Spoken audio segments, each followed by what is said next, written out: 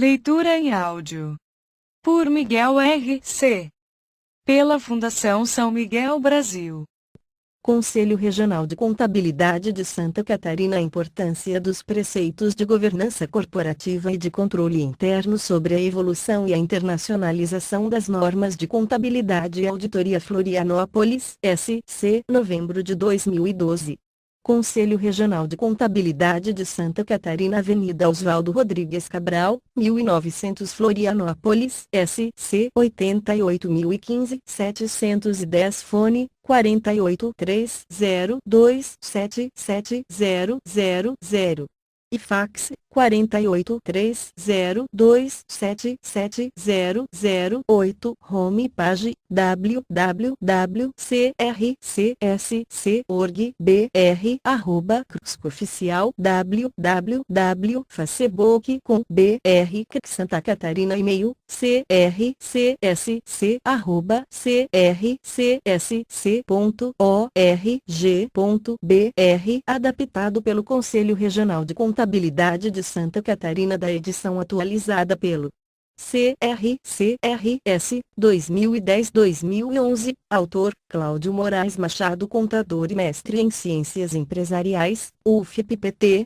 Ficha catalográfica C755 e Conselho Regional de Contabilidade de Santa Catarina. A importância dos preceitos de governança corporativa e de controle interno, sobre a evolução e a internacionalização das normas de contabilidade e auditoria. Conselho Regional de Contabilidade de Santa Catarina, Cláudio Moraes Machado. Florianópolis, CRCSC, 2012, 53 páginas. 1. Controle interno. 2. Governança corporativa. 3. Profissional da contabilidade. E título: I. Machado, Cláudio Moraes. Do 657. Ficha catalográfica elaborada pelo bibliotecário Leandro Pinheiro, CRB 14340. Projeto Editoração de Livros 2012-2013. Comissão: Adilson Pagani Ramos, Canísio Muller, Edil Silveira, Eli Oliveira de Souza, José Carlos Perão, Luiz Alberton, Luiz Felipe Ferreira, Michele Patrícia Roncalil, Lindomar Antônio Fabro. Coordenador. Os direitos de reprodução deste livro foram concedidos pelos autores e pelo Conselho Regional de Contabilidade do Rio Grande do Sul, entidade que publicou o texto em setembro de 2011. Apresentação: a promulgação da Lei nº 11.638/07, em 28 de dezembro de 2007, foi um divisor de águas na contabilidade brasileira. Ao alterar, revogar e introduzir novos dispositivos à Lei das Sociedades por Ações, Lei nº 6.404/76, especificamente no capítulo que trata de assuntos de natureza contábil, o texto deflagrou o efetivo início do processo de convergência às normas contábeis internacionais, conforme o padrão IFRS, International Financial Reporting Standards. O cenário que se avizinha é pleno de desafios, mas imprescindível para o país conquistar uma inserção cada vez maior no contexto mundial. O ingresso do país neste novo modelo colocou ainda mais em evidência a importância da informação contábil para o correto reconhecimento e mensuração do patrimônio, bem como para a tomada de decisões gerenciais.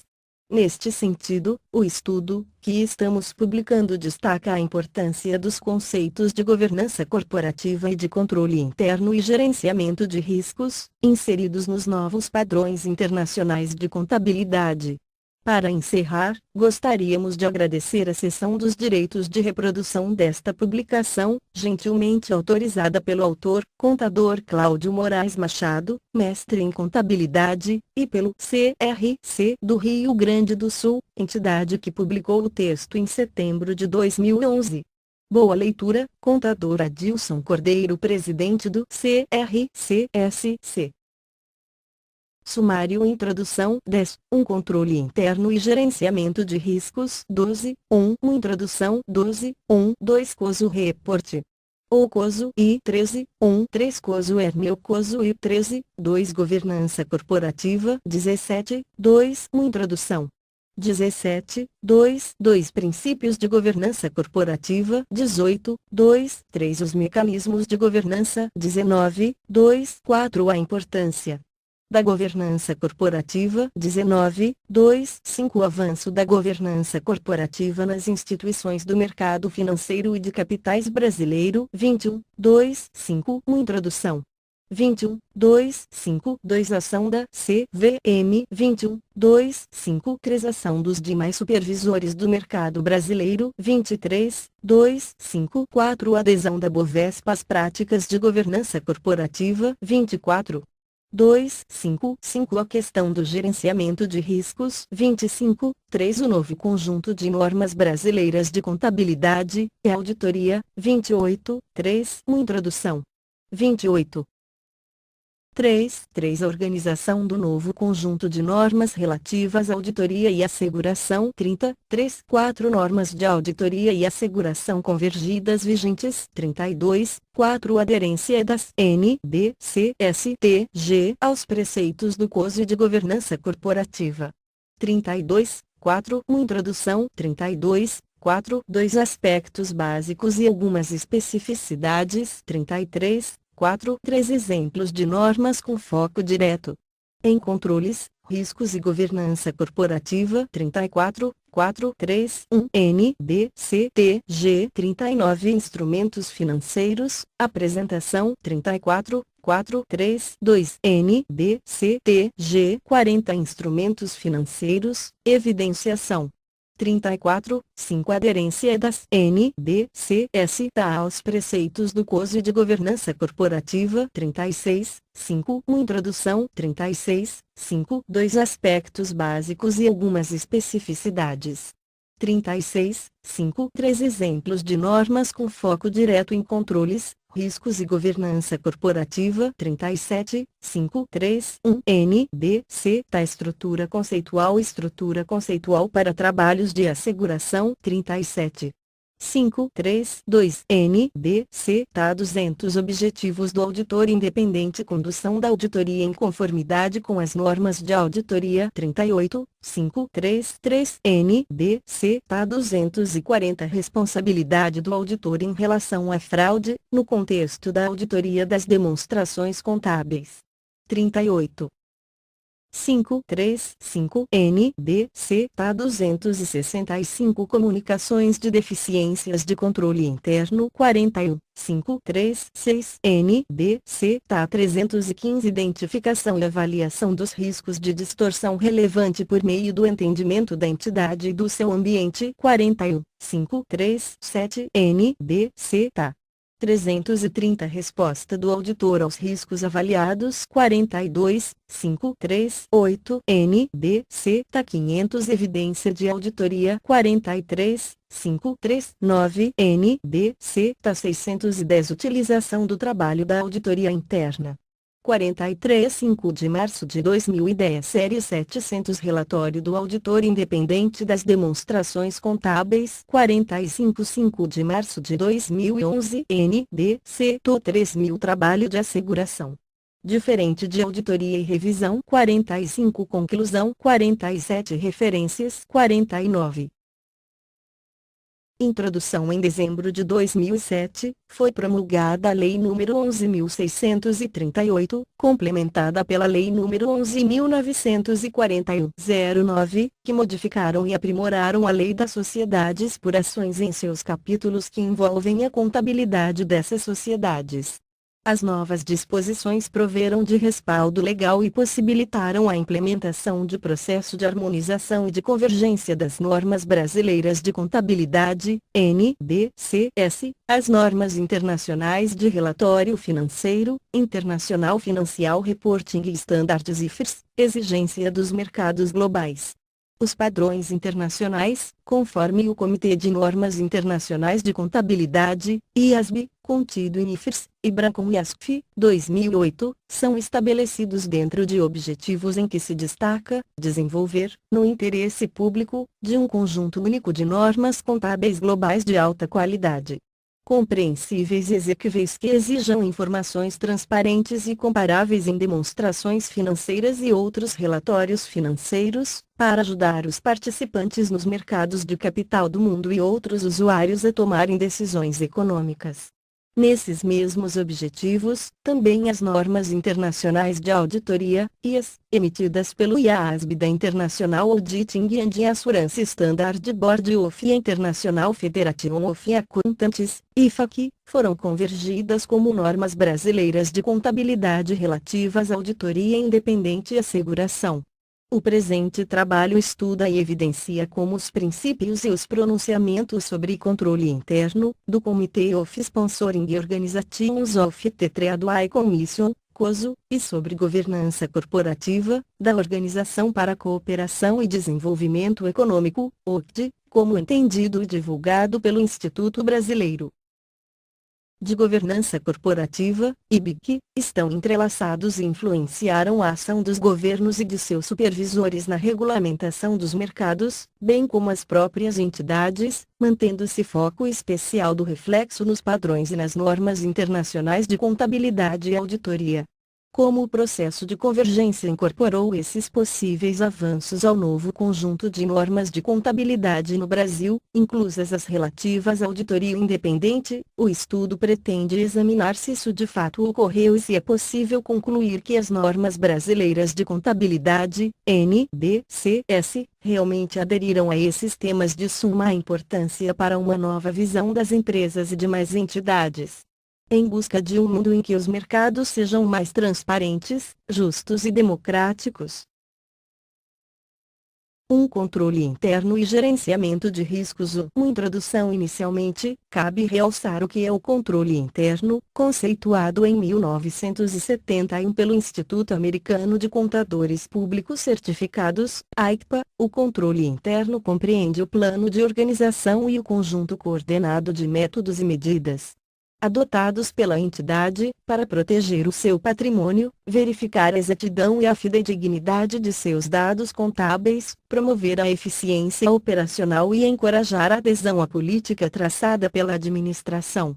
Inúmeros autores e trabalhos acadêmicos vinham aumentando a abrangência do controle interno, a partir de uma visão sistêmica, pela qual é tido como um processo implementado pela alta administração de uma entidade, com a finalidade básica de provê-la de razoável segurança em suas operações, no nível de garantia por ela julgado suficiente, para que tenha sucesso e alcance os seus objetivos sociais. A conceituação do AICPA prevaleceu até 1992, quando pronunciamentos do COSO a ampliaram, atualizando aos anseios e às necessidades recentes.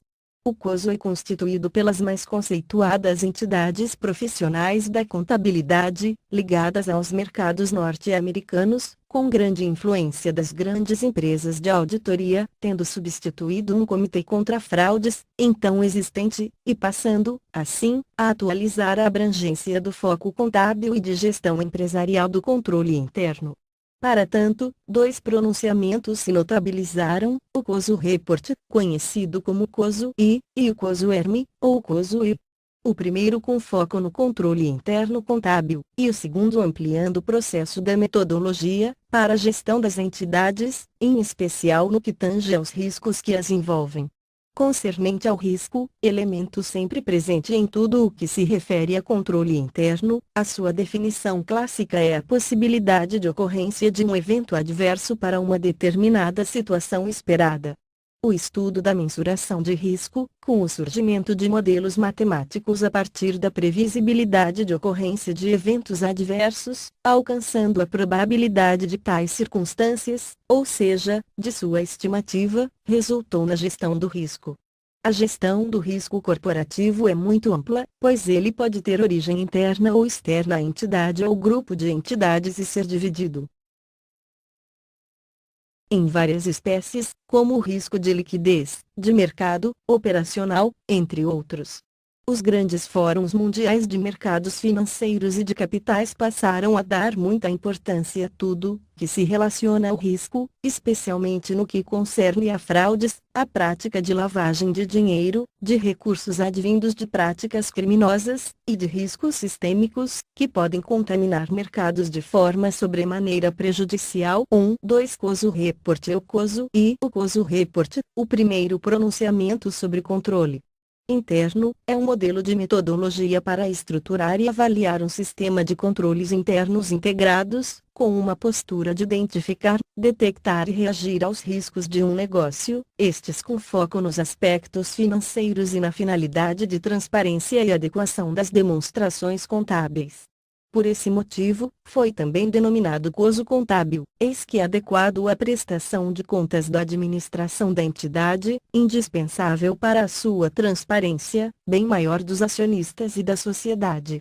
A estrutura considerada do controle interno é composta dos objetos de avaliação, de categorias de atividades e dos elementos básicos, integrados entre si, ou seja, os objetos de avaliação, as unidades administrativas e operacionais abrangidas, as 3 categorias de atividades, as operações, efetividade, o seu registro, confiabilidade, e a conformidade com os preceitos legais. Os 5 elementos básicos de controle interno: o ambiente de controle interno, a avaliação de riscos, as atividades de controle, o fluxo de comunicação e informações e o monitoramento da efetividade do sistema de controles internos. Essa estrutura integrada notabilizou-se com a figura tridimensional cubo do Coso, cujas dimensões compreendem as categorias de atividades, os elementos ou componentes e os objetos de avaliação do controle, como mais adiante é apresentada. 3 Coso ERM. O Coso e já o pronunciamento notabilizado como Coso ERM, de Enterprise Risk Management Integrated Framework. O Coso I aproveitou o sucesso da metodologia do Coso Report, ampliando para a gestão da entidade. Ele foi inicialmente divulgado pela CVM americana, a Securities and Exchange Commission, SEC, comprovando o interesse da Autoridade de Supervisão do Mercado de Capitais americano. O novo pronunciamento adotou uma postura proativa, além da reativa já considerada, focando o controle interno como um sistema, sempre de forma integrada, com melhor visão de gestão no gerenciamento dos riscos, prevendo, inclusive, a sua realização como processo, por um comitê diretivo no âmbito da entidade. O Coso ERM não elimina o contido no report e sim o aprimora e amplia.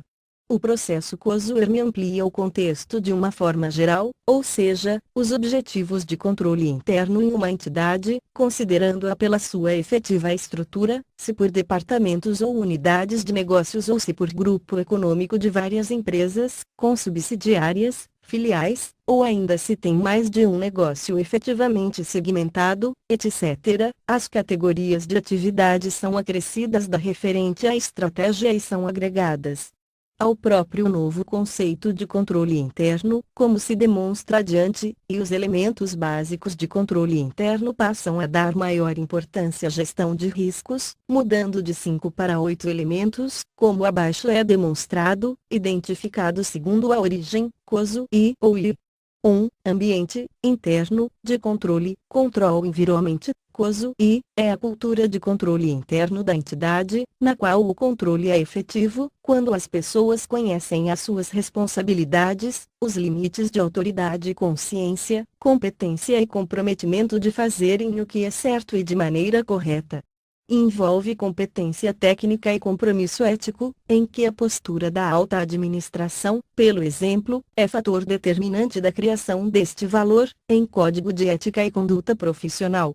2. Definição, ou fixação dos objetivos, Coso I. A administração deve dispor de um processo implementado que lhe permita fixar os objetivos de forma alinhada à missão da empresa, consistente com a propensão ao risco previamente definida. 3. Identificação dos eventos, Coso I. Eventos internos e externos que afetam o cumprimento dos objetivos devem ser identificados e separados entre riscos e oportunidades, mapeados e canalizados de volta para as estratégias gerenciais ou processos de definição de objetivos. 4. Avaliação de risco, COSUI. Os riscos devem ser avaliados com base na probabilidade e no impacto, e os resultados dessa avaliação devem orientar o seu gerenciamento. Esses riscos devem ser avaliados como inerentes e residuais.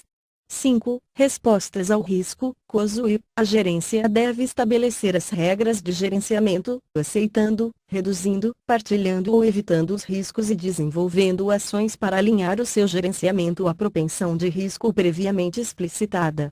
6. Atividades de controle, Control Activities COSUI, são os procedimentos de controle interno destinados à redução ou administração dos riscos.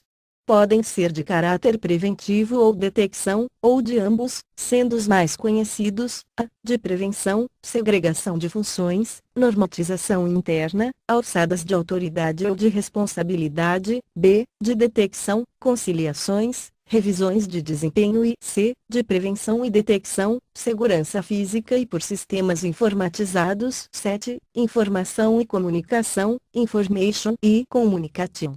COSUI, comunicação é o fluxo de informações dentro de uma entidade, e a informação é o combustível que move as organizações e sociedade. 8. Monitoramento, Monitoring COSUI, é a avaliação dos controles internos ao longo do tempo, se efetivos ou não. Podem ser contínuos ou pontuais, envolvendo autoavaliações, revisões e auditoria, interna, independente, integral. Essa nova visão de controle interno, do COSUERM, passou a ser aceita e referendada por praticamente todos os fóruns relativos ao mundo das finanças e gestão empresarial. Assim, o novo conceito de controle interno, segundo os pronunciamentos do COSU, controle interno é um processo desenvolvido para identificar eventos que possam afetar o desempenho da entidade, a fim de monitorar riscos e assegurar que estejam compatíveis com a propensão ao risco estabelecida, de forma a prover, com segurança razoável, o alcance dos objetivos, em especial nas seguintes categorias: estratégica, strategic. Objetivo de estratégia. Categoria relacionada com os objetivos estratégicos da entidade, estabelecidos em seu planejamento, inclusive sobre os níveis de risco que a administração aceita assumir, eficiência e efetividade operacional, operations. Objetivos de desempenho. Esta categoria está relacionada com os objetivos e as metas de desempenho e de rentabilidade, bem como da segurança e qualidade dos ativos, confiança nos registros contábeis financeiros. Financial Reporting, Objetivos de Informação, categoria sobre a correção das informações e das demonstrações contábeis, na qual todas as transações devem ser registradas, todos os registros devem refletir transações reais, consignadas pelos valores e enquadramentos corretos e conformidade, compliance, objetivos de conformidade com leis e normativos aplicáveis à entidade e à sua área de atuação. Foi mantida a representação do COSUERM pelo cubo do COSU tridimensional, representado pela figura a seguir, adaptada, conforme Bergamini Jr., 2005, figura um sistema de estrutura integrada fonte, COSU, com IT of Sponsoring Organization. 2. Governança corporativa. 2. Introdução. Governança significa o poder de controle e direção de uma entidade. Governança corporativa aplicada a empresas, segundo o IBIC, Instituto Brasileiro de Governança Corporativa, governança corporativa é o sistema que permite aos acionistas ou cotistas o governo estratégico de sua empresa e a efetiva monitoração da direção executiva. As ferramentas que garantem o controle da propriedade sobre a gestão são o Conselho de Administração, a Auditoria Independente e o Conselho Fiscal. As boas práticas de governança corporativa têm a finalidade de aumentar o valor da sociedade, facilitar seu acesso ao capital e contribuir para a sua perenidade. A governança corporativa tem uma abrangência muito grande, como tal, cabe em várias visões e modelos. Assim, existem conceitos sob diversas óticas, enfatizando, cada uma, o que mais interessa. Segundo Bergamini Jr., 2005, página 153, os conceitos sofrem a influência dos diferentes ambientes empresariais e da evolução gerencial e societária, notabilizando-se os modelos básicos de governança corporativa, conforme o grau de evolução do mercado de capitais. Os principais são o anglo-saxão, o nipo-germânico e o familiar. A diferença entre os dois primeiros é cultural, tendo o primeiro foco nos investidores e o segundo, nos credores. Já o familiar enfatiza as questões emocionais do parentesco dos acionistas majoritários e da gestão profissional. A finalidade de governança corporativa é aumentar o valor da sociedade, facilitar seu acesso ao capital, contribuir para sua perenidade, mediante estratégia das corporações, gerenciamento das organizações, com eficiência de suas operações, e a geração de resultados em uma adequada taxa de retorno aos acionistas, com respeito à sociedade, meio ambiente e interesse social. As questões chaves a resolver são os conflitos de agência, a gestão no interesse dos acionistas ou dos gestores profissionais, os custos de agência, em especial de contratos, monitoramento dos gestores, de informações gerenciais, de incentivos, a assimetria de direitos entre os acionistas. Alinhamento de interesses de acionistas, gestores, empregados, credores e clientes, comunidade e sociedade em geral, as forças de controle, ambiente legal e regulatório, padrões contábeis exigidos, do mercado investidores, e forças internas, como controle interno, auditoria e governança. Teoricamente, segundo Andrade e Rossetti, 2005, existem 4 agrupamentos ou sistemas conceituais de governança corporativa. 1. Direitos e sistemas de relações, foca a distribuição dos direitos e das responsabilidades entre os diferentes participantes da entidade, envolvendo os relacionamentos entre os conselhos, de administração, diretivo e fiscal. 2. Sistema de governo e estruturas de poder, cria a estrutura de poder que rege os mecanismos de gestão. Separa a propriedade e a gestão das empresas, definindo uma estrutura de governo, que maximiza a relação entre o retorno dos acionistas e os benefícios auferidos pelos executivos. 3. Sistemas normativos, focados no monitoramento das corporações, por meio de mecanismos normativos, em estatutos legais, contratos e estruturas organizacionais. 4. Sistemas de valores e padrões de comportamento. Tratam da justiça, da transparência e da responsabilidade das empresas, em questões que envolvam os interesses do negócio e os da sociedade, com padrões de comportamento que conduzam à eficiência, ao crescimento e ao tratamento dado aos acionistas e a outras partes interessadas, tendo por base a ética aplicada à gestão de negócios. 2. Princípios de governança corporativa. Os principais valores ou princípios da governança corporativa são transparência, disclosure, além de informações mais completas nos relatórios normais, relatório da administração e demonstrações financeiras, tudo que seja relevante que não seja caso de contabilização, mas que impacte os negócios e os resultados corporativos, off-balance sheet, inclusive antecipando as demonstrações contábeis. Senso de justiça. Equidade no tratamento dos sócios minoritários. Fairness significa os mesmos direitos legais a todos os sócios, majoritários e minoritários, que o processo de remuneração dos administradores deve ser aprovado pelo CAI-se. Por planos de stock options, pelos acionistas. Também veda favores indevidos e cria penalidades. Prestação de contas, accountability, responsabilidade direta dos principais executivos, presidente financeiro, na divulgação periódica de relatórios, contanto que sejam revisados e não existam falsas declarações ou omissões relevantes, as demonstrações contábeis revelem adequadamente a posição financeira, o desempenho e os fluxos de caixa.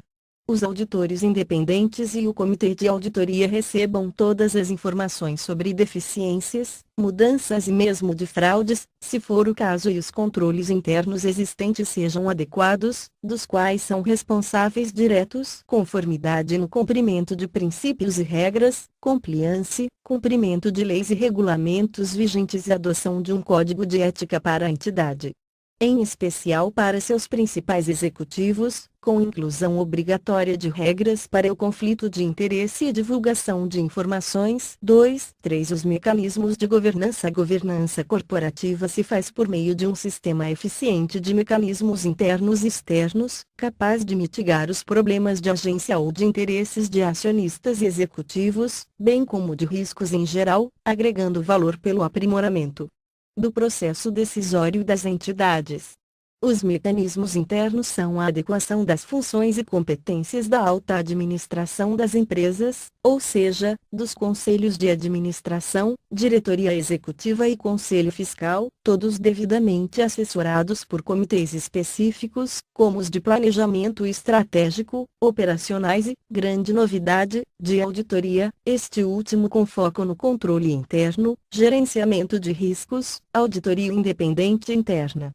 Já os mecanismos externos tratam do ambiente institucional, regulatório de supervisão do mercado em que a entidade atua, da competitividade, dos investidores e da defesa do perfil e do comando acionário. 2. 4. A importância da governança corporativa. Governança corporativa é uma expressão recente, surgida em 1991.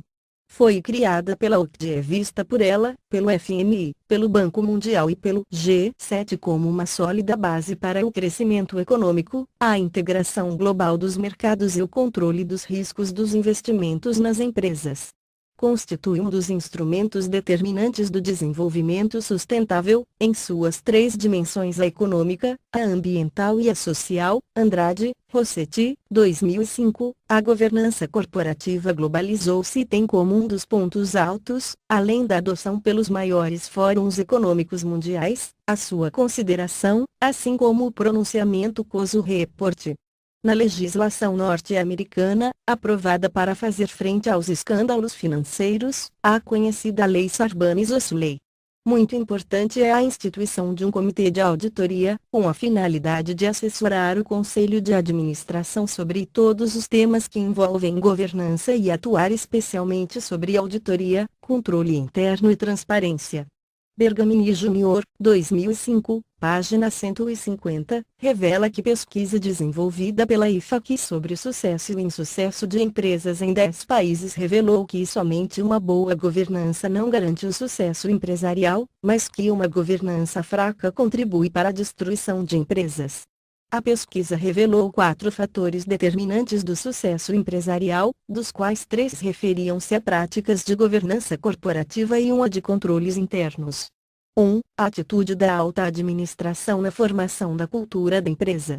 2. O papel de liderança do diretor-presidente. 3. O desempenho proativo do conselho de administração. E 4. A existência de um bom sistema de controles internos.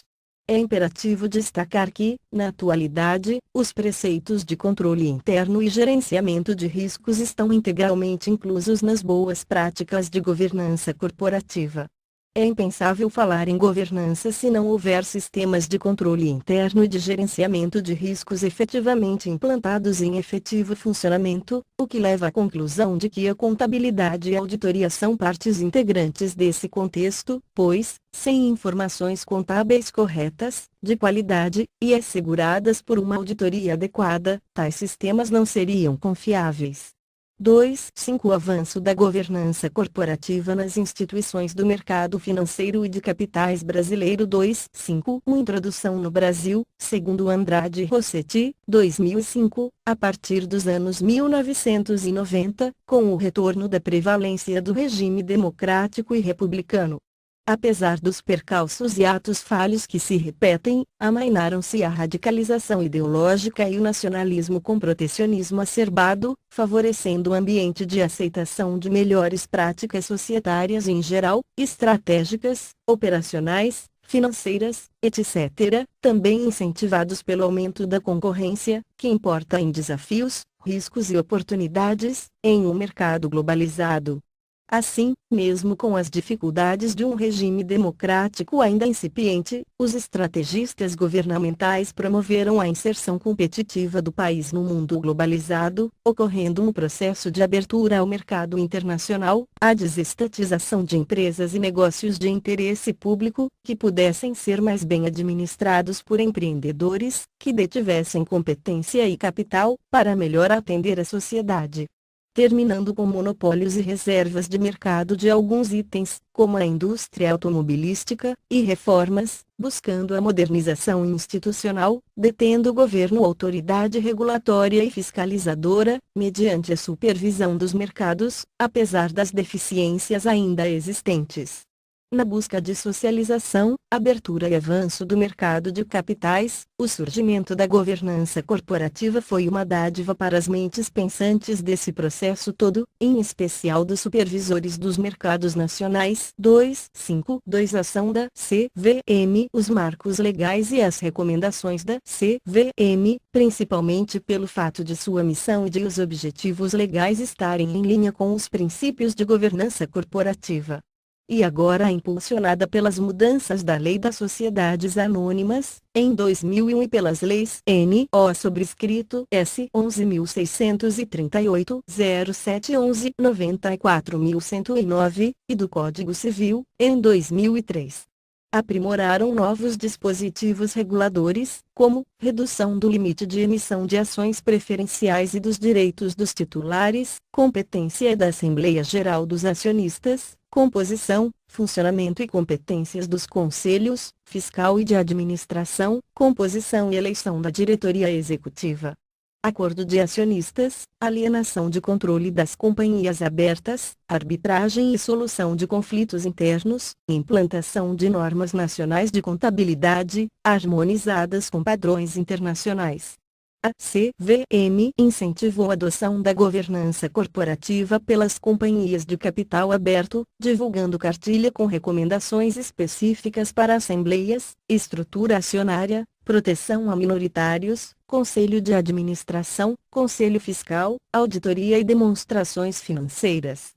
Também, a adoção das normas internacionais de contabilidade, agora obrigação legal, não só para as companhias de capital aberto, mas, também, para as demais empresas de grande porte, Lei nº 11.638, 07.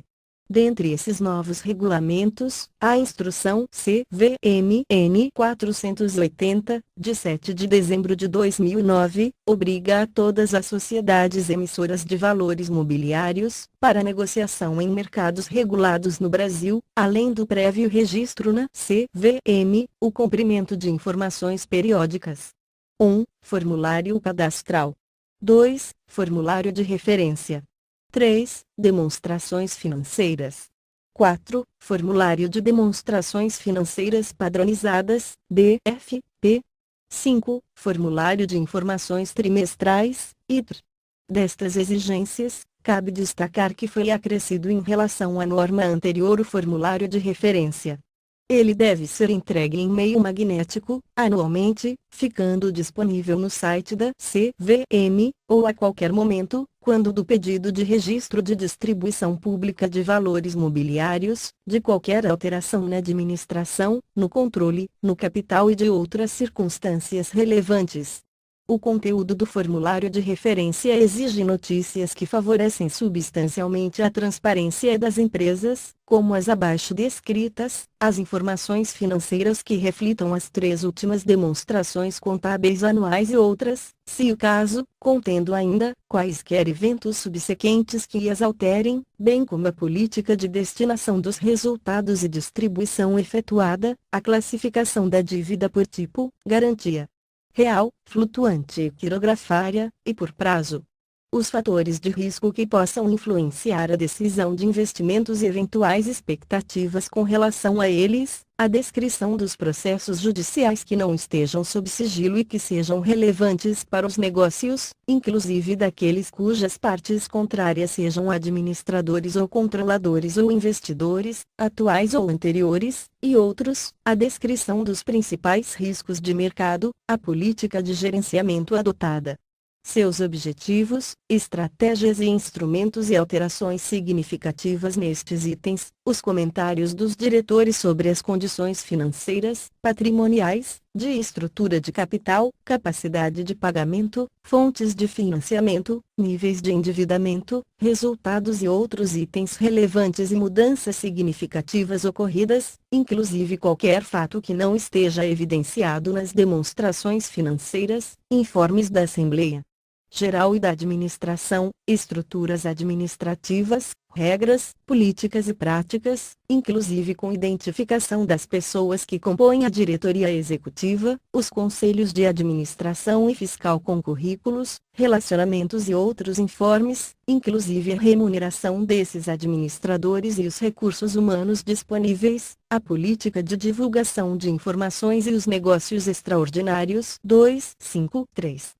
Ação dos demais supervisores do mercado brasileiro. Banco Central do Brasil, BCB, para o Sistema Financeiro Nacional, SFN, a Superintendência de Seguros Privados, SUSEP, para o mercado de seguros e de previdência aberta, e a Superintendência de Previdência Complementar, PREVIC, para entidades de previdência fechada, vem paulatinamente, incluindo, até com mais rigor ou profundidade, regramento atinente à efetiva implantação de sistemas de controle interno, de gerenciamento de riscos e de governança corporativa nas entidades sob a sua supervisão, estabelecendo para tanto a obrigatoriedade de componentes específicos para essas atividades, inclusive para os seus responsáveis.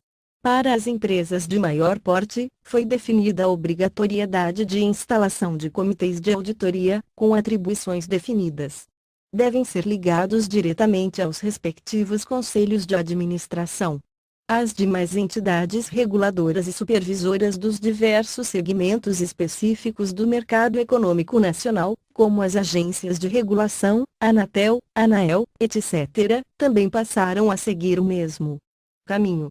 Dessa forma, todas as entidades importantes do país, seja pelo porte ou pelos mercados em que atuam, estão sendo alcançadas por regulamentos que as obrigam ou as levam a efetivamente implementar, em suas estruturas estatutárias e administrativas, segmentos responsáveis pelo controle interno, gerenciamento de riscos e de governança corporativa. Na última grande crise econômica mundial, as exigências do BCB foram consideradas fator decisivo para o sucesso do enfrentamento brasileiro àquela circunstância. As considerações de governança corporativa do BCB alcançam, inclusive, orientação minudente até para as instituições financeiras de menor porte, como as instituições de microcrédito e cooperativas, como consta de forma expressa no site ilth-http://www.bcb.gov.br/igt, com materiais importantes do Unibacen, como análise de gestão e práticas de governança corporativa em instituições financeiras. 254. A adesão da Bovespa às práticas de governança corporativa. Bovespa, em sintonia com o novo ambiente, mesmo com a anteposição de interesse dos grandes grupos de controladores de elevado poder político, criou o novo mercado, com adesão voluntária. Tal criação obrigou a uma segmentação de mercados acionários, o mercado tradicional, com aquelas companhias que não tenham aderido aos preceitos de governança corporativa, submetendo-se ao regramento legal, o mercado diferenciado, para empresas consideradas em nível 1 de governança corporativa, constituído das companhias que tenham aderido a grande parte dos princípios e das práticas de governança corporativa.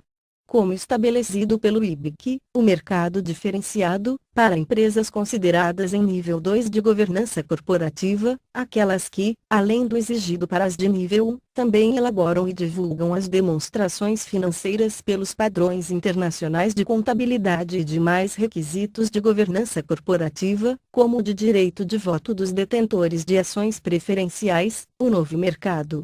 Para companhias que abram capital mediante distribuição pública mínima, para as que tenham pelo menos 500 acionistas apenas com ações ordinárias, e para as companhias que contam com ações preferenciais que possam convertê-las em ordinárias e obedeçam a todos os demais requisitos de governança corporativa daquelas de nível 2 de GC. A pressão do mercado investidor para que empresas sejam aderentes aos preceitos de GC é muito grande e reversível, especialmente dos investidores institucionais, nacionais e estrangeiros, e passou a ser um diferencial para aquelas que tomem este caminho que, em última análise, significa aderir a regramentos nos quais a ética é deveras considerada. O Instituto Brasileiro de Governança Corporativa, IBC, fiel seguidor dos princípios de governança da OCDE, que tem como associadas as maiores entidades e empresas brasileiras, passou a promover muitos eventos de disseminação dessa nova filosofia de gestão, especialmente para administradores, conselheiros e membros de comitês de auditoria e, também, a certificar profissionais para exercer cargos nos conselhos societários. As grandes empresas, mesmo as do setor público, passaram a exigir certificação do IBC para os seus possíveis conselheiros, tanto de administração quanto fiscal e membros do comitê de auditoria. As últimas publicações noticiam que o novo mercado, com pouco mais de 10 anos de sua criação, já compõe, praticamente, a metade do mais importante índice do mercado acionário brasileiro, o Ibovespa. Como citado na reportagem Novo Mercado já é metade do Ibovespa, no Valor Econômico de 11 de maio de 2011, caderno Eu e Investimentos, das 64 companhias que o compõem, 31 são do espaço diferenciado de governança da Bolsa Paulista.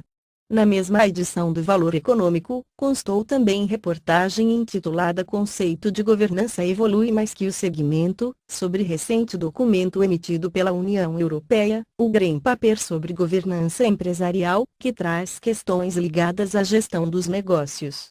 A minuta destaca a questão da fiscalização e dedica-se a assuntos relacionados à administração, como a formação e o papel do Conselho de Administração, remuneração, gestão de riscos e formas de relatar as práticas de governança, entre outros. 2.5.5 A questão do gerenciamento de riscos neste contexto de evolução de regulamentações pró-governança corporativa e também de preocupações crescentes com a sustentabilidade dos negócios e do meio ambiente, tornou-se fundamental o interesse na qualidade do gerenciamento de riscos tanto pelos investidores, pelo potencial de geração de valor, quanto pelos supervisores dos mercados nacionais.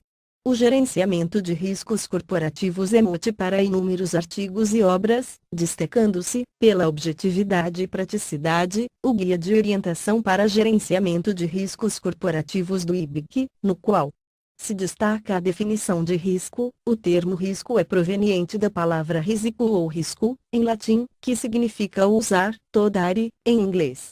Costuma-se entender risco como possibilidade de algo não dar certo, mas seu conceito atual envolve a quantificação e qualificação da incerteza, tanto no que diz respeito às perdas como aos ganhos, com relação ao rumo dos acontecimentos planejados, seja por indivíduos, seja por organizações. Risco é inerente a qualquer atividade na vida pessoal, profissional ou nas organizações, e pode envolver perdas, bem como oportunidades.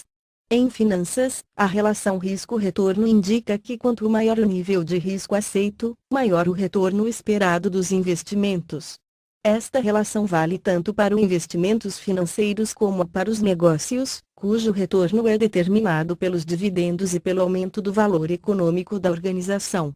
Empreender significa buscar um retorno econômico financeiro adequado ao nível de risco associado à atividade. Outros pontos relevantes do Guia de Orientação para Gerenciamento de Riscos Corporativos do IBC referem-se à metodologia de implantação do gerenciamento de riscos, identificação e classificação dos riscos, objetivos estratégicos, perfil de riscos, categorização dos riscos por origem, interna ou externa, natureza dos riscos, estratégicos, operacionais, financeiros, e exemplos de riscos. Com tecnologia, ambiental e de conformidade, mensuração e avaliação dos riscos, tratamento dos riscos, como evitar ou aceitar, prevenir e reduzir danos e capacitação, monitoramento, e informação e comunicação. Naturalmente, essa nova exigência dos mercados tem como contrapartida uma excelente oportunidade para os possíveis prestadores de serviços, que venham auxiliar as entidades a prevenir e a mitigar riscos, em especial em um mundo com crises, que também criam oportunidades.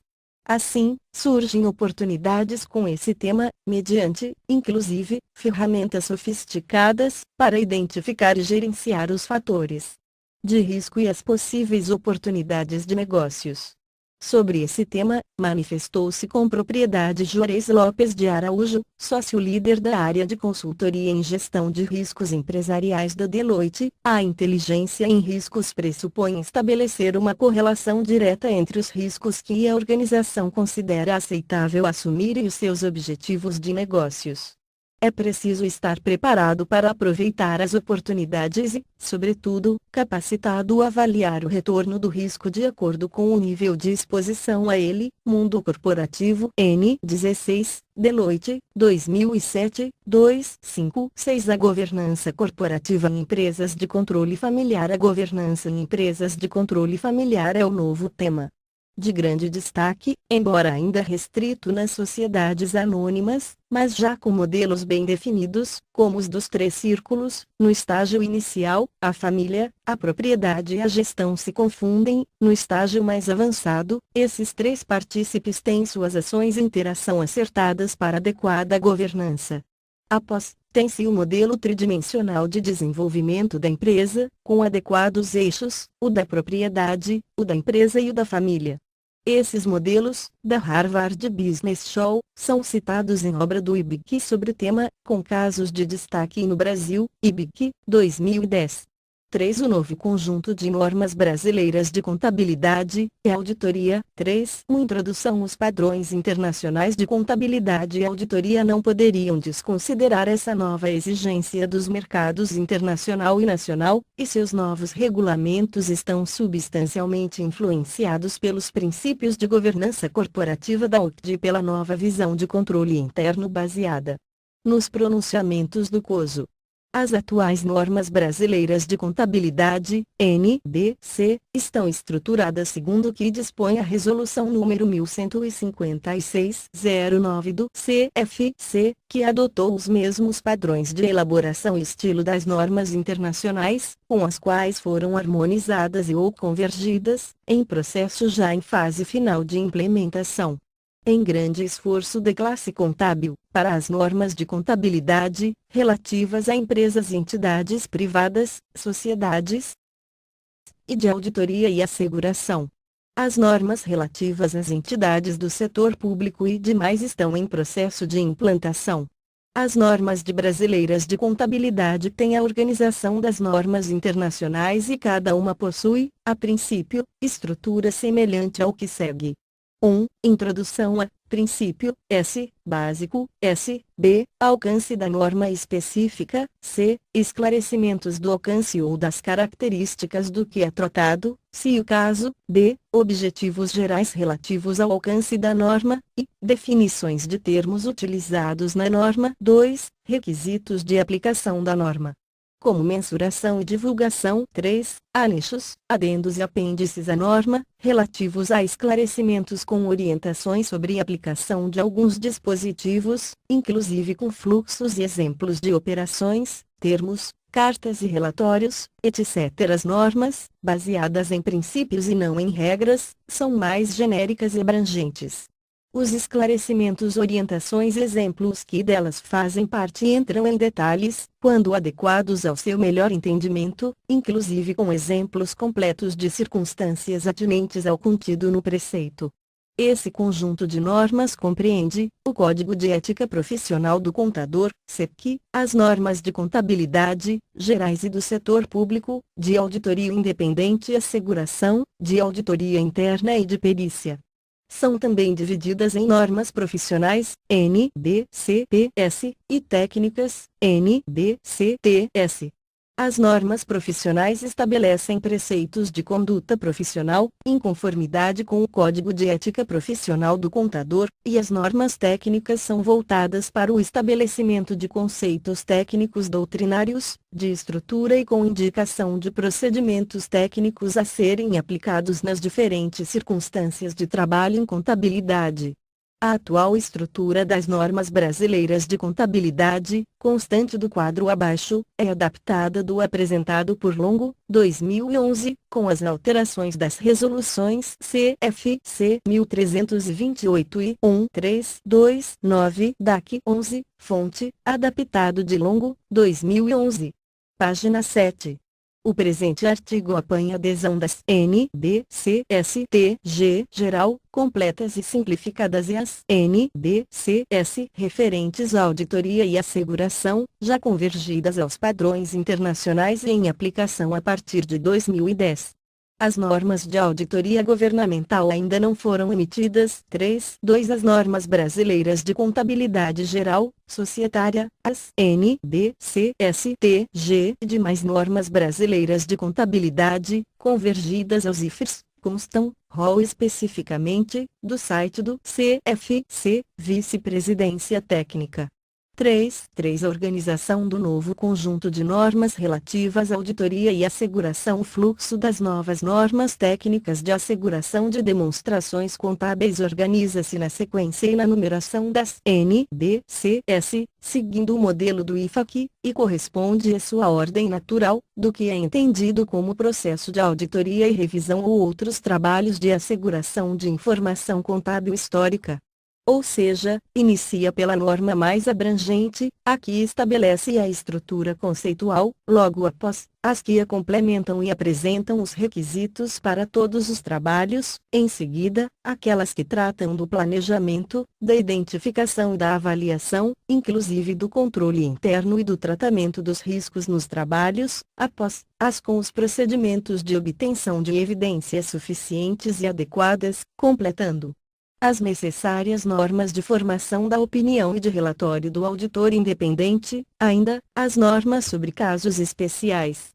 Também, normas específicas para revisão e trabalhos de asseguração diferentes de auditoria e revisão, como se demonstra, estrutura conceitual para trabalho de asseguração. Normas técnicas de auditoria das demonstrações contábeis, NBC, da série 200 Responsabilidades e objetivos do auditor independente. Condução da auditoria séries 300 e 400.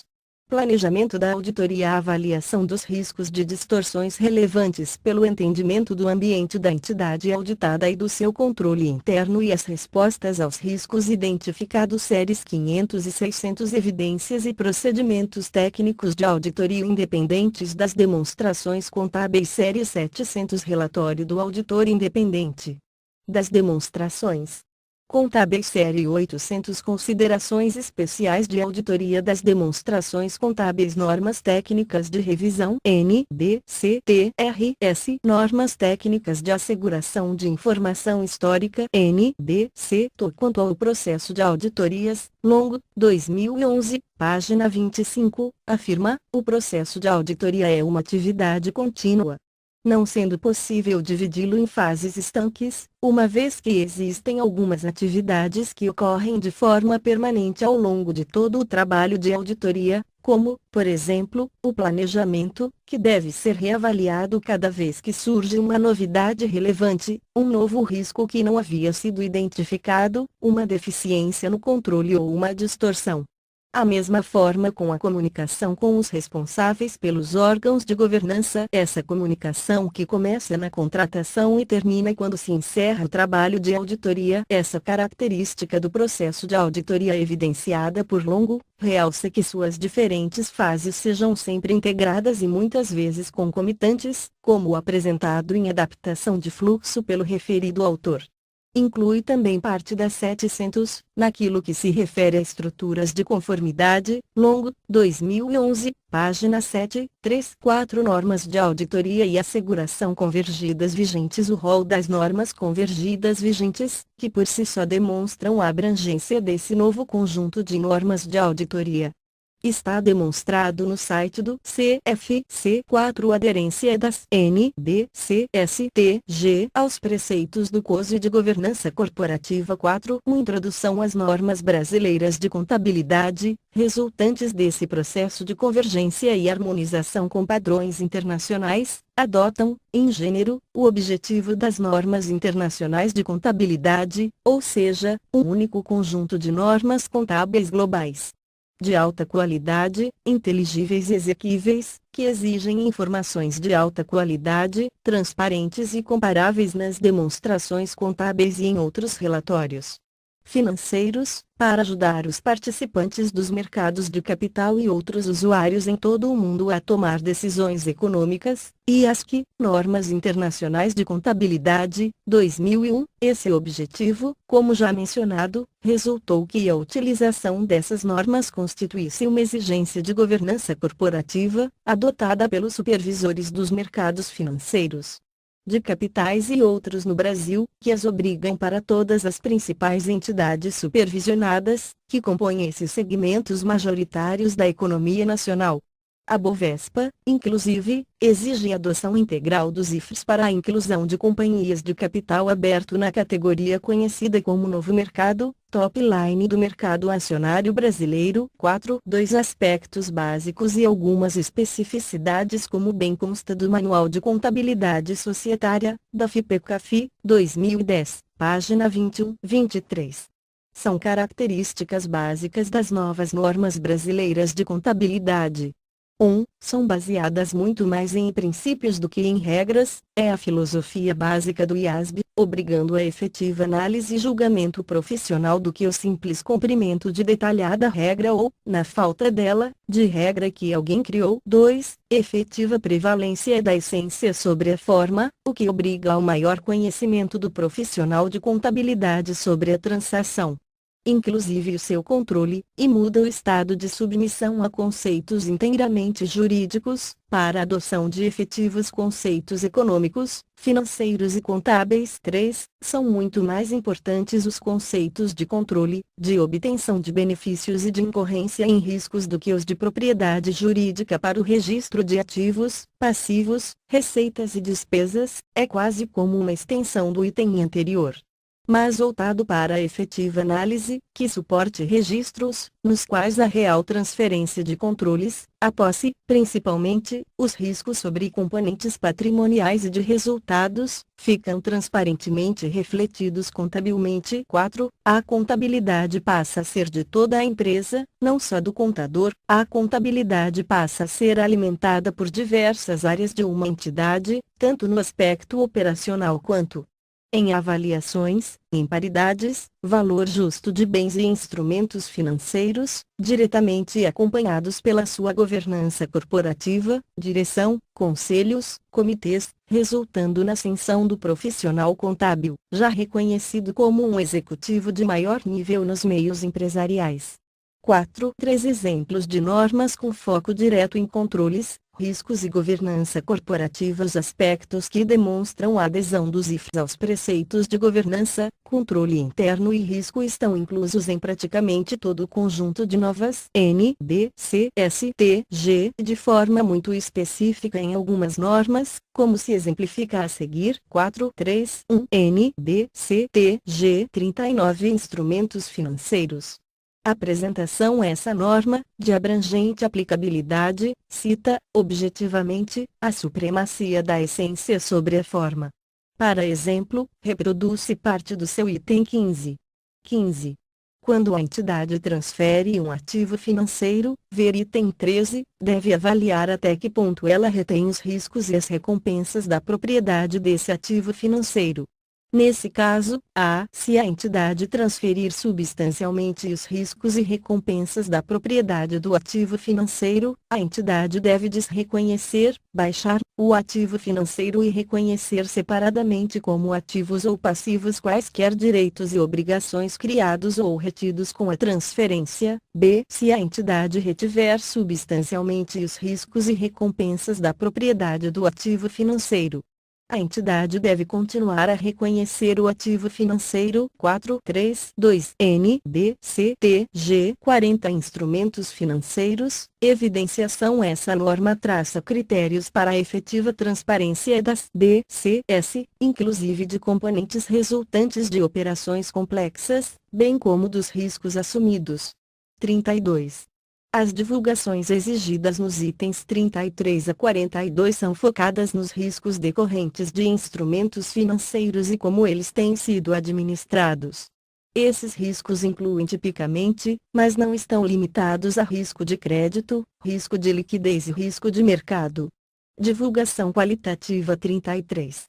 Para cada tipo de risco decorrente de instrumentos financeiros, a entidade deve divulgar a exposição ao risco e como ele surge, b. seus objetivos, políticas e processos para gerenciar os riscos e os métodos utilizados para mensurar o risco, e c. quaisquer alterações em a ou b. do período anterior.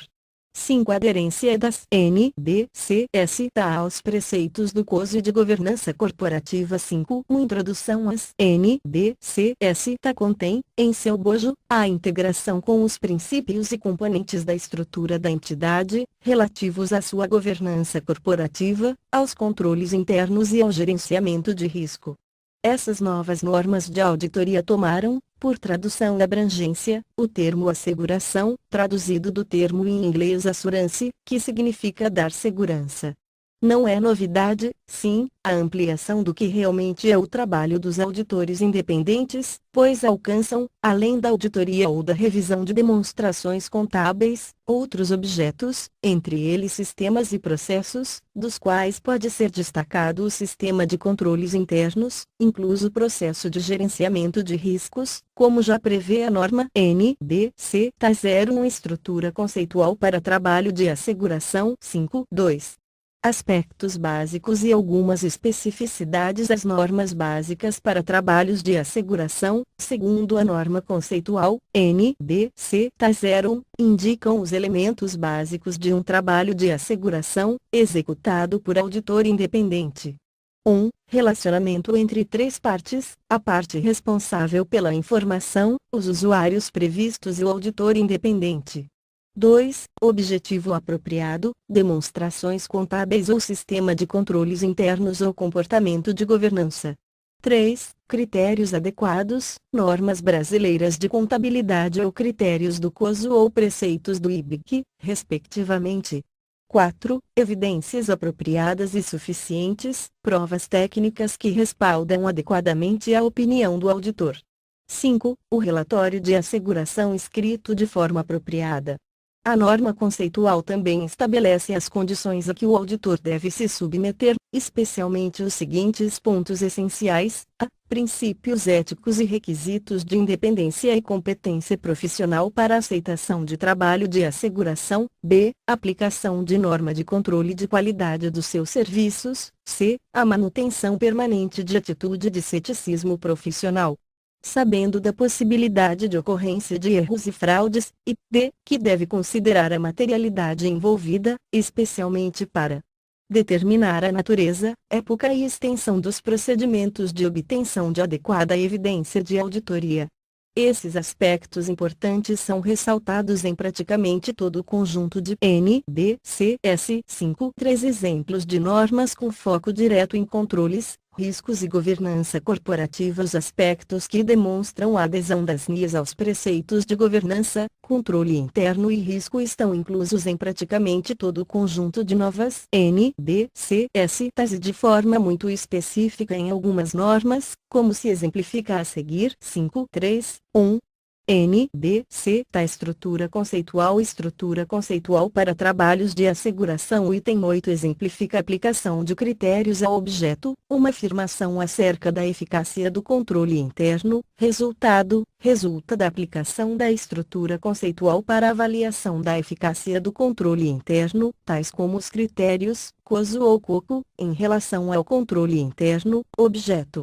COSO vem da sigla em inglês aplicável ao Committee of Sponsoring Organization of the Trade Eye Commission, enquanto COCO refere-se aos princípios do Instituto Canadense de Contadores. Item 31. O objeto e a informação sobre o objeto de trabalho de asseguração podem tomar várias formas, como, e sistemas e processos, por exemplo, o controle interno da entidade ou o sistema de tecnologia da informação, para os quais a informação sobre o objeto pode ser uma afirmação acerca da sua eficácia, e g. o comportamento, por exemplo, governança corporativa da entidade, conformidade com regulamentação, práticas de recursos humanos, para o qual a informação sobre o objeto pode ser uma declaração de conformidade ou uma declaração de eficácia. Item 57. Em trabalho baseado em afirmações, a conclusão do auditor independente pode ser redigida, em termos de afirmação da parte responsável, por exemplo, em nossa opinião, a afirmação da parte responsável de que os controles internos são eficazes, em todos os aspectos relevantes, de acordo com os critérios X, é adequada, ou, B, diretamente. Em termos do objeto e dos critérios, por exemplo, em nossa opinião, os controles internos são eficazes, em todos os aspectos relevantes, de acordo com os critérios X, 5.3.2 N, B, C. Tá 200 Objetivos do auditor independente. Condução da auditoria em conformidade com as normas de auditoria. Item 13. Sobre a responsabilidade da administração e os responsáveis pela governança, quanto ao conhecimento e ao entendimento das seguintes responsabilidades, fundamentais para a condução da auditoria, em conformidade com as normas específicas, e, pelo controle interno que os administradores e, quando apropriado, os responsáveis pela governança, determinam ser necessário para permitir a elaboração de demonstrações contábeis que estejam livres de distorção relevante, independentemente se causada por fraude ou erro. 5.3.3 N, B, C. Tá 240 Responsabilidade do auditor em relação à fraude, no contexto da auditoria das demonstrações contábeis. Item 4. A principal responsabilidade pela prevenção e detecção da fraude é dos responsáveis pela governança da entidade e da sua administração. É importante que a administração, com a supervisão geral dos responsáveis pela governança, enfatize a prevenção da fraude, o que pode reduzir as oportunidades de sua ocorrência, e a dissuasão da fraude, o que pode persuadir os indivíduos a não perpetrar fraude por causa da probabilidade de detecção e punição. Isso envolve um compromisso de criar uma cultura de honestidade e comportamento ético, que pode ser reforçado por supervisão ativa dos responsáveis pela governança. A supervisão geral por parte dos responsáveis pela governança inclui a consideração ao potencial de burlar controles ou de outra influência indevida sobre o processo de elaboração de informações contábeis, tais como tentativas da administração de gerenciar os resultados para que influenciem a percepção dos analistas quanto à rentabilidade e desempenho da entidade. 5.3.4 N, B, C. Tá 260. Comunicação com os responsáveis pela governança. Item 9. Os objetivos do auditor são: a. Comunicar claramente aos responsáveis as suas responsabilidades em relação à auditoria das DCS, e uma visão geral do alcance e da época planejados da auditoria. B. Obter dos responsáveis pela governança informações relevantes para a auditoria. C. Fornecer tempestivamente aos responsáveis as observações decorrentes da auditoria que sejam significativas e relevantes para sua responsabilidade de supervisionar de modo geral o processo de relatórios contábeis, e d. Promover uma efetiva comunicação recíproca entre o auditor e os responsáveis. Apêndice 1, item 3, este apêndice identifica itens na N, B, C, PA 0 e outras normas de auditoria com vigência para auditorias de demonstrações contábeis para períodos iniciados em ou após 1 de janeiro de 2010, que exigem a comunicação de assuntos específicos aos responsáveis pela governança. A lista não substitui a consideração dos requisitos e correspondente aplicação e outros materiais explicativos nas normas de auditoria. N, B, C, PA 01 Controle de qualidade para firmas. pessoas jurídicas e físicas, de auditores independentes que executam exames de auditoria e revisões de informação financeira histórica, e outros trabalhos de asseguração e de serviços correlatos. Item 30, a NBC tá 240 Responsabilidade do auditor em relação à fraude, no contexto da auditoria de demonstrações contábeis. Itens 21, 38, C, e 40 a 42, N, B, C, tá 250 Consideração de leis e regulamentos na auditoria de B, C, S, itens 14,19 22 a 24, N, B, C, tá 265 Comunicação de deficiências do controle interno, item 9, N, B, C, tá 450 Avaliação das distorções identificadas durante a auditoria, itens 12 e 13, N, B, C, tá 505 Confirmações externas, item 9, N, B, C, tá 510 Trabalhos iniciais Saldos iniciais, item 7, N, B, C, tá 550 Partes relacionadas. Item 27, N, B, C, tá 560 Eventos subsequentes, item 7, B, I, C, 9, 10, A, 13, B, 14, A, e 17, N, B, C, tá 570 Continuidade operacional. Item 23, N, B, C, tá 600 Considerações especiais Auditorias de demonstrações contábeis de grupos, incluindo o trabalho dos auditores dos componentes. Item 49, N, B, C, tá 705 Modificações na opinião do auditor independente, itens 12, 14, 19, A e 28, N, B, C, tá 706 Parágrafos de ênfase e parágrafos de outros assuntos no relatório do auditor independente, item 9, N, B, C, tá 710 Informações comparativas Valores correspondentes e B, C, S comparativas, 18, N, B, C, tá 720 Responsabilidade do auditor em relação a outras informações incluídas em documentos que contenham demonstrações contábeis auditadas. 535 N.B. C. tá 265 Comunicações de deficiências de controle interno. Item 5. O objetivo do auditor é comunicar apropriadamente, aos responsáveis pela governança e administração, as deficiências de controle interno que o auditor identificou durante a auditoria e que, no seu julgamento profissional, são de importância suficiente para merecer a atenção deles. 536 NBC tá 315 Identificação e avaliação dos riscos de distorção relevante por meio do entendimento da entidade e do seu ambiente. Item 3. O objetivo do auditor é identificar e avaliar os riscos de distorção relevante independentemente se causada por fraude ou erro, nos níveis de demonstração contábil e afirmações, por meio do entendimento da entidade e do seu ambiente, inclusive do controle interno da entidade, proporcionando assim uma base para o planejamento e a implementação das respostas aos riscos identificados de distorção relevante.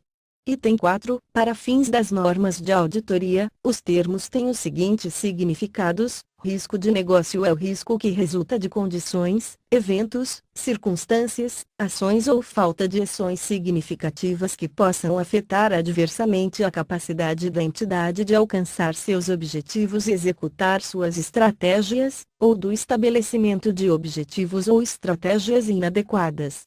Controle interno é o processo planejado, implementado e mantido pelos responsáveis da governança, administração e outros funcionários, para fornecer segurança razoável quanto à realização dos objetivos da entidade no que se refere à confiabilidade dos relatórios financeiros, efetividade e eficiência das operações e conformidade com leis e regulamentos aplicáveis. O termo controles refere-se a quaisquer aspectos de um ou mais dos componentes do controle interno. Procedimentos de avaliação de riscos são os procedimentos de auditoria aplicados para a obtenção do entendimento da entidade e do seu ambiente, incluindo o controle interno da entidade, para a identificação e avaliação dos riscos de distorções relevantes, independentemente se causados por fraude ou por erro, nas demonstrações contábeis e nas afirmações. 537 NBC tá 330.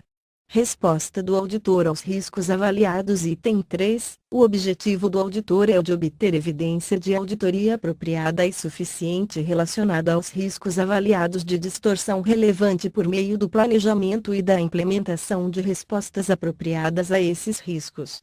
Item 4. Teste de controle é o procedimento de auditoria planejado para avaliar a efetividade operacional dos controles na prevenção ou detecção e correção de distorções relevantes no nível de afirmações.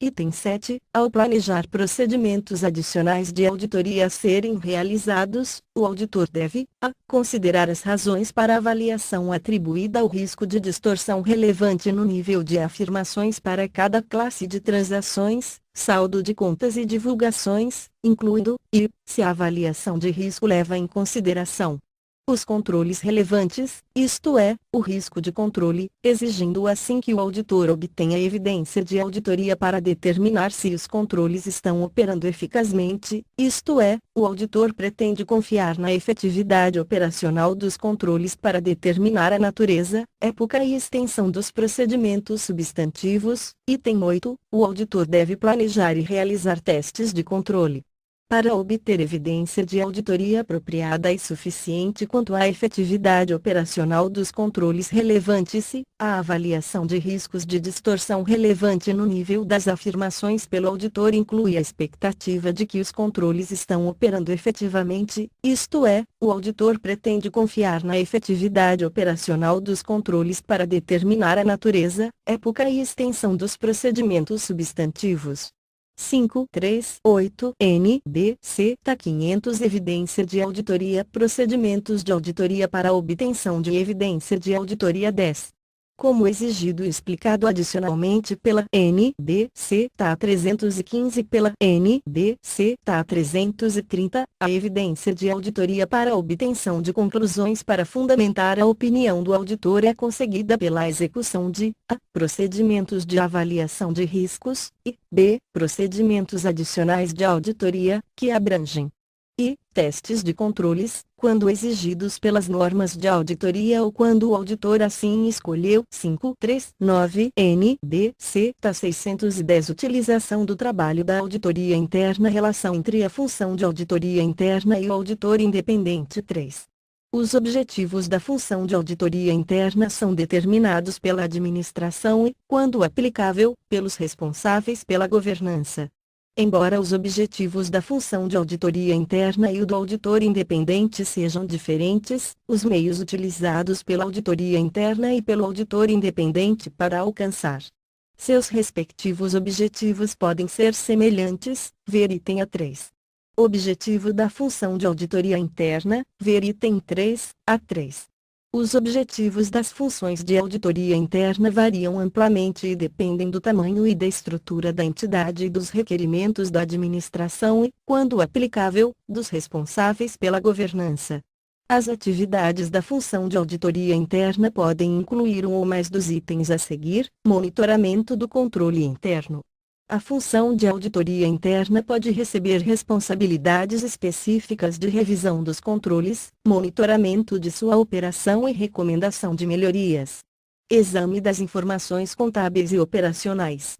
A função de auditoria interna pode ser responsável por revisar os meios usados para identificar, mensurar, classificar e reportar informações contábeis e operacionais e fazer indagações específicas sobre itens individuais, incluindo teste detalhado de transações, saldos e procedimentos.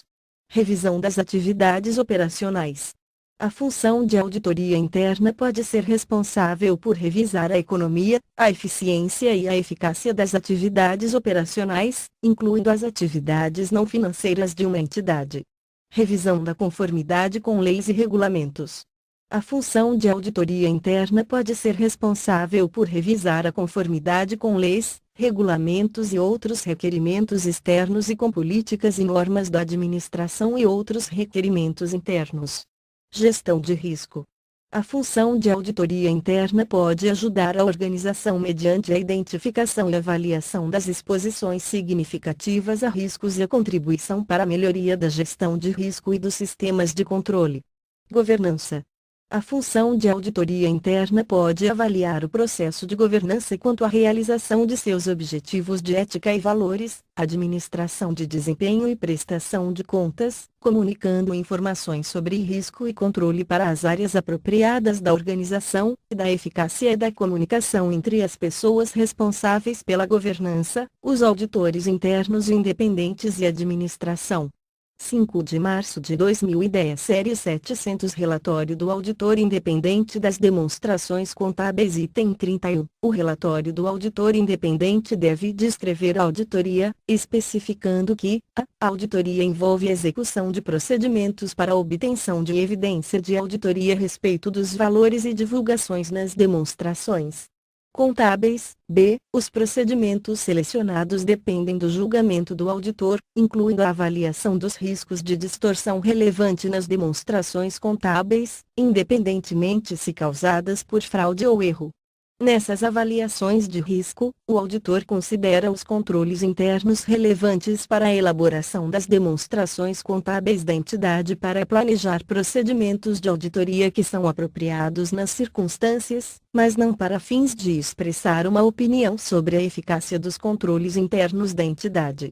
Nas circunstâncias em que o auditor também tem a responsabilidade de expressar uma opinião sobre a eficácia dos controles internos, juntamente com a auditoria das demonstrações contábeis, o auditor deve omitir a frase de que a consideração do auditor sobre o controle interno não tem a finalidade de expressar uma opinião sobre a eficácia dos controles internos. 5 de março de 2011 NBC TO 3000 Trabalho de asseguração diferente de auditoria e revisão são exemplos mais conhecidos de asseguração que não auditoria ou revisão de demonstrações contábeis, serviços de avaliação de risco, cujo objetivo é melhorar a qualidade da informação sobre riscos para os gestores internos, mediante a avaliação independente e adequada da probabilidade de que um evento ou ação possa afetar a capacidade de a organização atingir seus objetivos estratégicos e demais metas.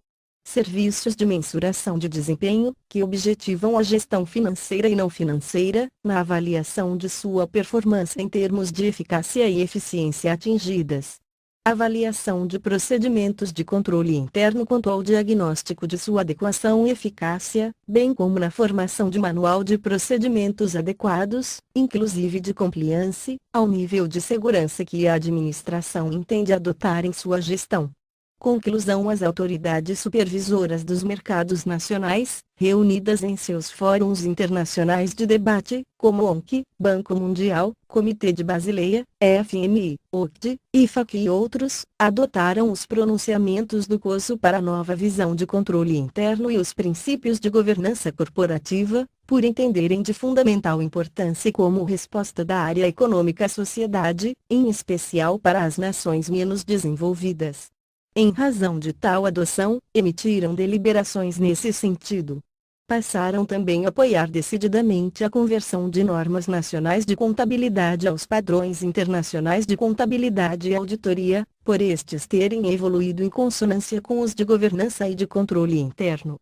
As autoridades supervisoras dos mercados nacionais, em adesão aos acordos no âmbito das entidades internacionais, também passaram a incluir esses avanços em sua legislação e regulamentos, na velocidade possível, exigindo padrões mínimos e avançados de governança corporativa e de controle interno, incluso nestes adesão aos IFRS. O processo de convergência das normas brasileiras de contabilidade para os padrões internacionais foi efetuado por meio de grande esforço das entidades da classe contábil, sempre em parceria com os supervisores dos mercados nacionais, permanecendo alguns poucos casos de aspectos de normas a serem ainda harmonizados, por conflitos com a legislação societária nacional. Todavia, não é um processo acabado. Pelo contrário, é um processo dinâmico, de contínuo aprimoramento e atualização das normas existentes em adequação ao que ocorre nos padrões internacionais, para atender aos anseios da sociedade. Importa realçar, por relevante, que o Brasil vem liderando a América Latina no processo de convergência das normas nacionais de contabilidade e no aprimoramento da governança corporativa, inclusive já com a publicação de boa parcela de demonstrações contábeis de empresas de capital aberto e dos mercados supervisionados,